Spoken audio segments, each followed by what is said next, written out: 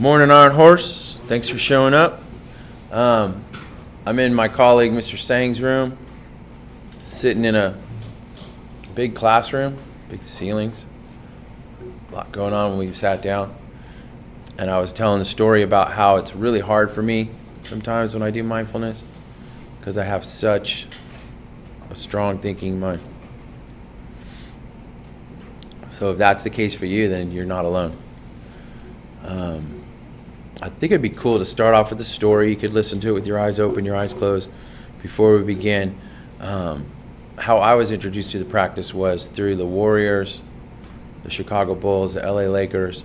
And if you're not even a basketball fan, it's a pretty cool story how Phil Jackson taught Michael Jordan and Dennis Rodman, this really wild, crazy, million thoughts per minute kind of guy, how to focus in and win, like 6 championships. And then he took mindfulness to the Lakers and taught Kobe and Shaq and transformed that program. And one of his players from back in the Bulls was Steve Kerr. And he came to the Warriors, and they were, not going to lie to you, for like 20 years, I wish they would play defense. I wish they would play basketball. They were pretty bad. And he showed up, and right away they started winning because they had 4 tenets, like 4 things they followed it. And in order of importance to them, it was joy, mindfulness, compassion, and competition. And the last bit of the story I think would be worth noting is how Draymond Green had a really crazy thinking mind, would get into arguments, couldn't stop himself from getting technicals. I think you've seen it. He's a little wild guy. And through the practice, he's kind of learned how to be a team leader. And mindfulness works when it's good and it's bad. If you watch the Warriors last year, they lost their star player.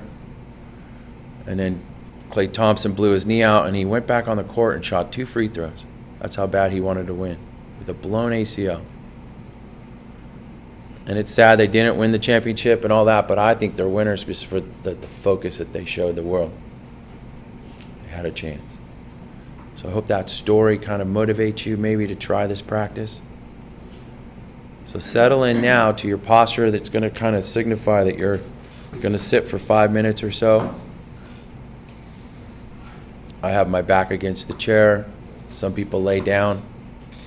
Whatever works.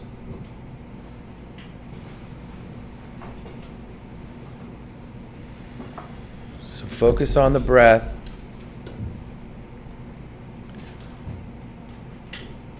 I'm asking you to follow something so simple, and it's going to compete with the greatest story you've ever told, your thinking mind.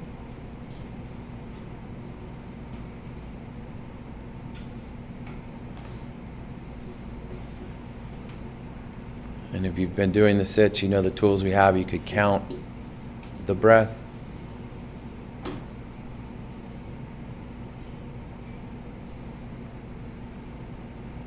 You can name the breath. On the in, give it a name. On the out, give it a different name.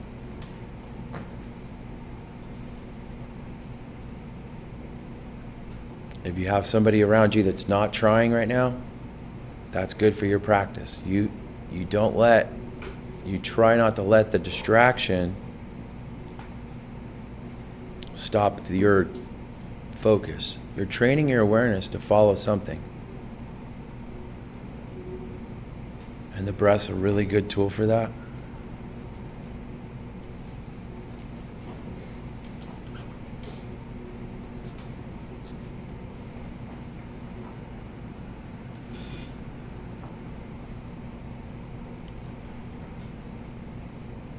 Another one I'll do is I'll feel how long the breath is on the in.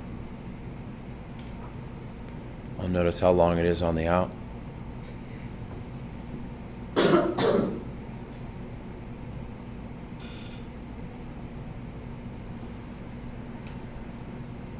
As you sit, I want to share a very powerful statement that's helped me so much in stressful situations, in times I was bored,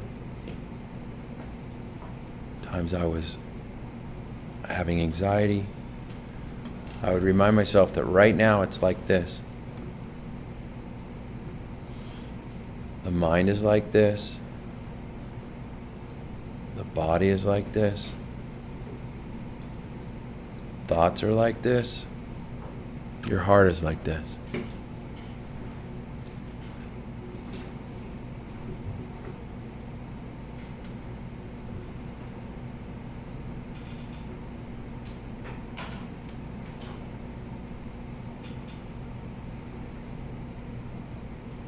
And with that idea is it's not always going to be like this. It's always changing.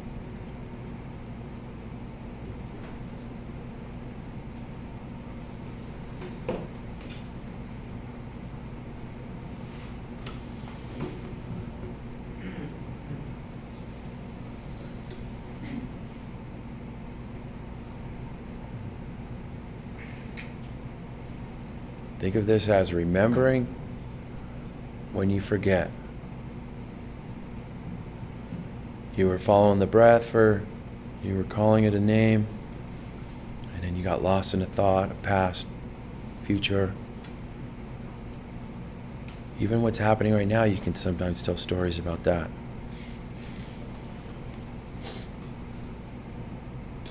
And you remember. Practicing, training my awareness on my breath.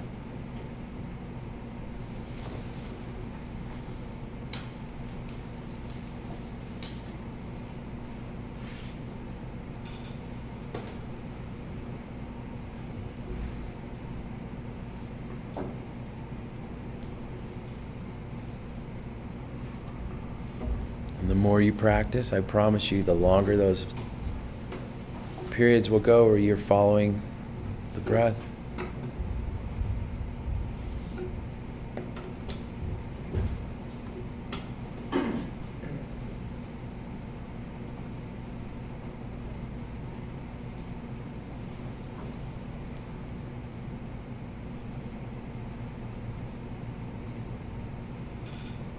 It's a practice of keep coming back when you forget.